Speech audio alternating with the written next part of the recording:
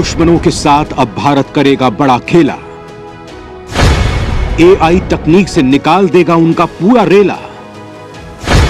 LAC और LOC पर अब दुश्मन की नहीं होगी खैर। अब्बा जान और बेटे जान को अब महंगी पड़ेगी भारत से बैर।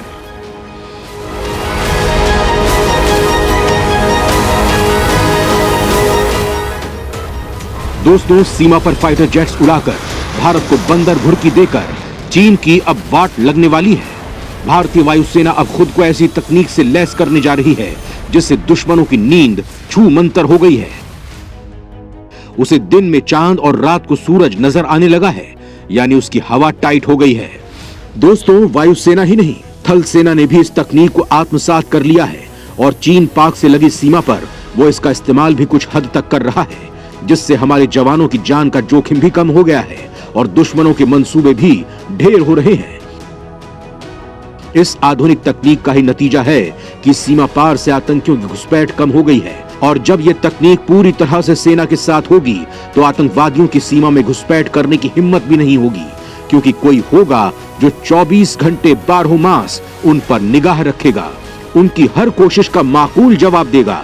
चीन से लगी सीमा पर भी अब भारतीय जवान उनके हर मंसूबे को भांप लेंगे, उनकी हर भाषा समझ लेंगे और उसी के हिसाब से अपनी रणनीति बनाएंगे। चीनी प्यादों से युद्ध करने के लिए भारतीय जवानों को अब आगे जाने की जरूरत भी नहीं होगी, बल्कि त्रिशूल रिमोट वेपन सिस्टम दुश्मन के सैनिकों की बैंड बजा देगा। यह सब होगा केवल एक तकनीक से, जिसके क्षेत्र में भारत तेजी से कदम बढ़ा रहा है।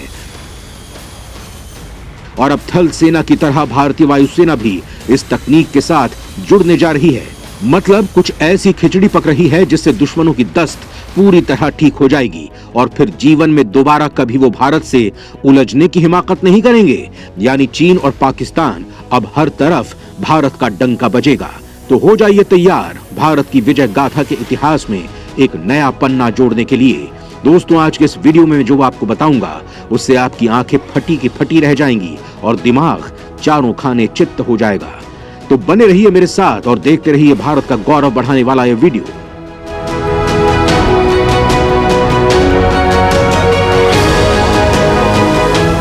दोस्तों, एआई यानी आर्टिफिशियल इंटेलिजेंस तकनीक का उपयोग आज की तारीख में हमारे घर के अंदर मौजूद उपकरणों से लेकर रोजमर्रा की जिंदगी की ज्यादातर चीजों में हो रहा है। लेकिन यही तकनीक रक्षा तैयारियों का भी अहम हिस्सा बन गई है। भारतीय सेना भी इस पर तेजी से काम कर रही है। इसी का नतीजा है कि थल सेना के बाद अब वायुसेना ने इस तकनीक को अपनी रक्षा प्रणाली में शामिल करने का ऐलान कर दिया है। भारतीय वायुसेना ने आर्टिफिशियल इंटेलिजेंस को अपनी युद्ध क्षमताओं में एकीकृत करने के लिए सेंटर ऑफ एक्सीलेंस की स्थापना की है। हाल ही में एयर मार्शल संदीप सिंह ने वायुसेना में उड़ान के तत्वाधान में आईएएफ के centre of excellence for artificial intelligence का उद्घाटन किया। दोस्तों, यह सवाल ये उठता है कि आखिर आर्टिफिशियल इंटेलिजेंस होता क्या है और कैसे इससे भारतीय वायुसेना दुश्मनों का मुंह तोड़ जवाब देगी। तो चलिए सबसे पहले आपको ये बता देता हूं कि आर्टिफिशियल इंटेलिजेंस क्या है।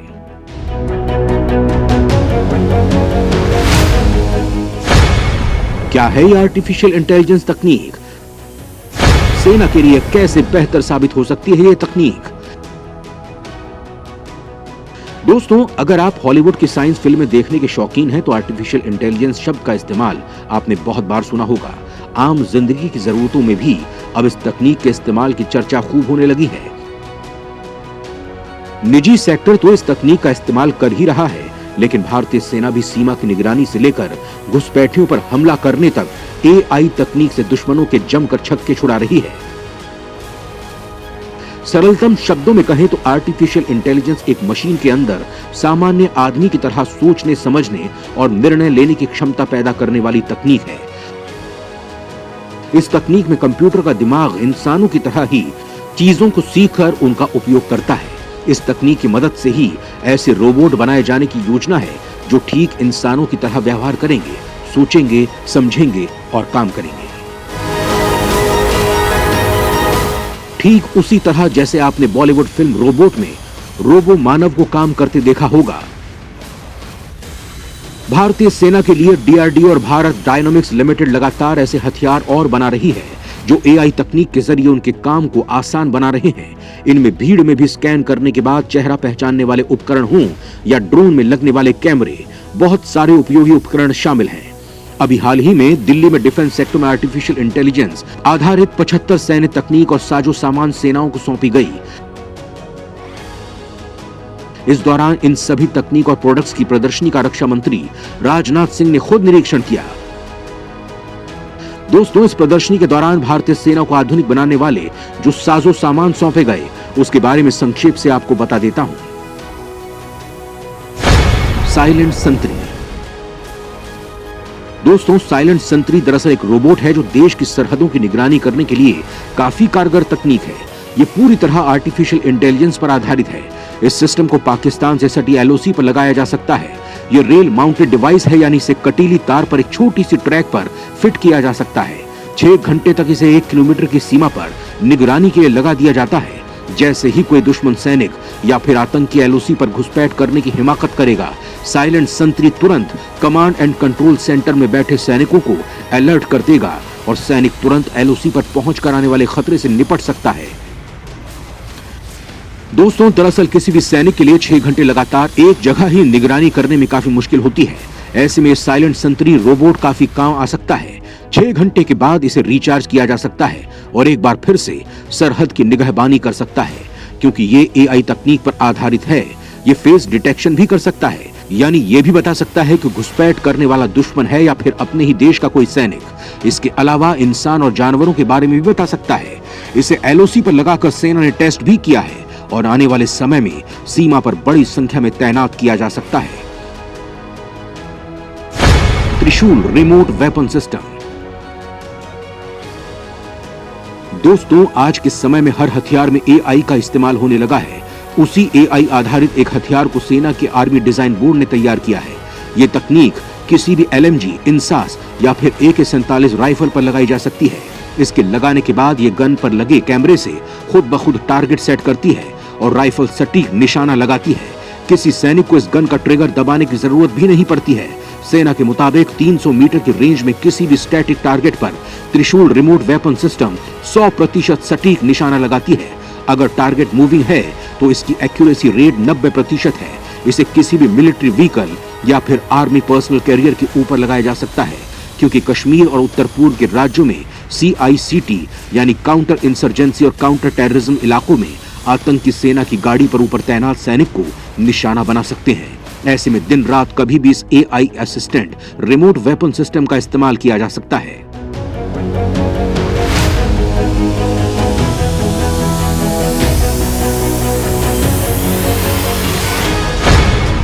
Mandarin translator device.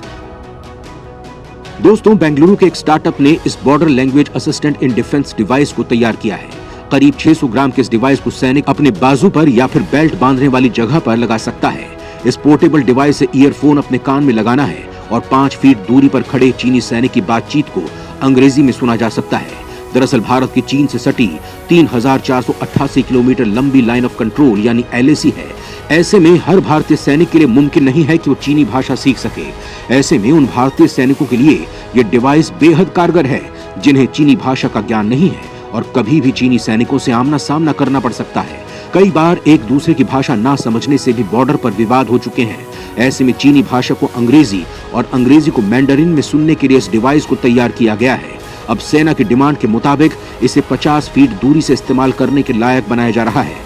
दोस्तों, अगर चीन से हुए विवाद के वक्त ये डिवाइस हमारे पास रही होती तो हम उनके मंसूबों को पहले ही भांप लेते और सीमा पर जो भी जवान शहीद हुए उन्हें बचाया जा सकता था, क्योंकि भारतीय सेना अगर ये जान जाती कि चीन की सेना उसके ऊपर हमला करने आ रही है तो वो भी तैयारी कर लेती।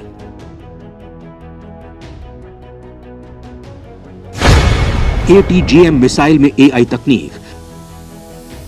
दोस्तों, देश के defence PSU Bharat dynamics limited यानी BDL ने आर्टिफिशियल इंटेलिजेंस का इस्तेमाल एंटी टैंक गाइडेड मिसाइल में किया है। इस एआई तकनीक से सैनिक को दुश्मन के टैंक या फिर आर्म्ड पर्सनल कैरियर व्हीकल यानी APC पर सटीक मिसाइल दागने में खासी मदद मिलेगी।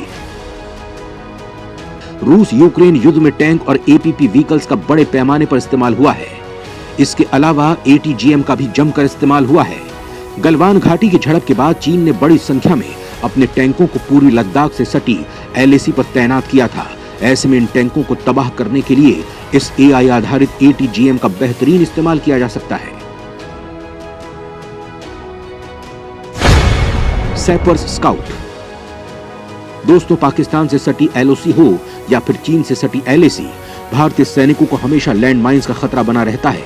ऐसे में भारतीय सेना ने एक अनमैन्ड व्हीकल तैयार किया है जो आर्टिफिशियल इंटेलिजेंस की मदद से लैंड माइंस को डिटेक्ट कर सकती है। बताया जा रहा है कि यह छोटा सा रोबोटिक व्हीकल लैंड माइंस को डिटेक्ट कर सैपर को सही जानकारी दे सकता है और फिर इस बारूदी सुरंग को आसानी से निष्क्रिय करने में काफी मददगार साबित हो सकता है। Suspicious vehicle detection system. दोस्तों, सस्पिशियल व्हीकल डिटेक्शन सिस्टम यानी SVDS से सड़क पर दौड़ रही किसी भी संदिग्ध गाड़ी को पहचाना जा सकता है। पुलवामा हमले में इस्तेमाल की गई गाड़ी चोरी की थी और नंबर प्लेट भी फर्जी था, लिहाजा अगर यह डिवाइस उस वक्त होता तो यह बड़ा हादसा होने से रुक सकता था। इस डिवाइस की मदद से किसी भी CICT एरिया में संदिग्ध गाड़ी को पहचाना जा सकता है। इस सिस्टम में सड़क परिवहन मंत्रालय के वाहन डेटा और RTO के डेटा से मैच कर संदिग्ध गाड़ी की पहचान की जाती है। Proactive real time intelligence and surveillance monitoring system. दोस्तों, proactive real time intelligence and surveillance monitoring system से किसी भी वीडियो फुटेज की क्वालिटी को बढ़ाया जा सकता है। चीन हो या पाकिस्तान, दोनों ही सरहदों पर कई किलोमीटर दूर की फोटो और वीडियो होने के चलते कई बार तस्वीर साफ दिखाई नहीं पड़ती है, लेकिन AI पर आधारित प्रिज्म से क्वालिटी कई गुना बढ़िया हो जाती है।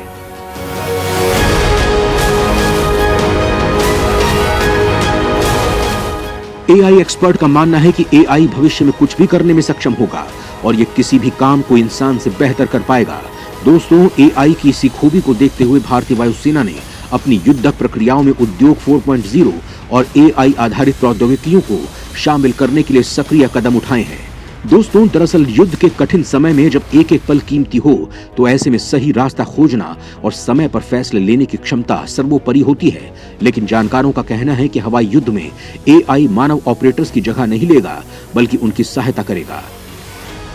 सरल कार्यों को AI संभालेगा ताकि अधिक जटिल निर्णय लेने का कार्य पायलट संभाल सके।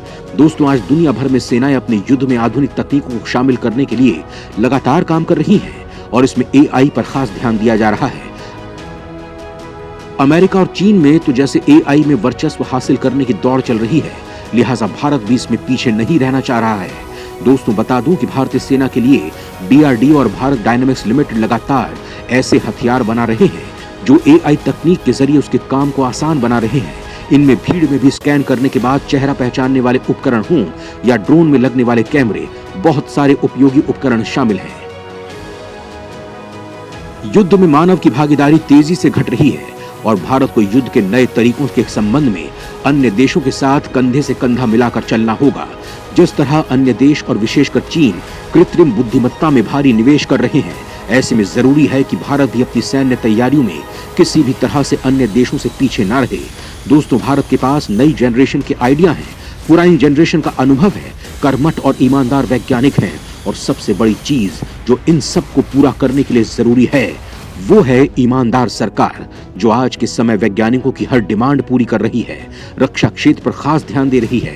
लिहाजा भारत को भी इस दिशा में अब तेजी से कदम बढ़ाना चाहिए, जिससे कि आने वाले वक्त में चीन को मुंह तोड़ जवाब दिया जा सके और पाकिस्तान की चटनी बनाई जा सके। जय हिंद, जय भारत।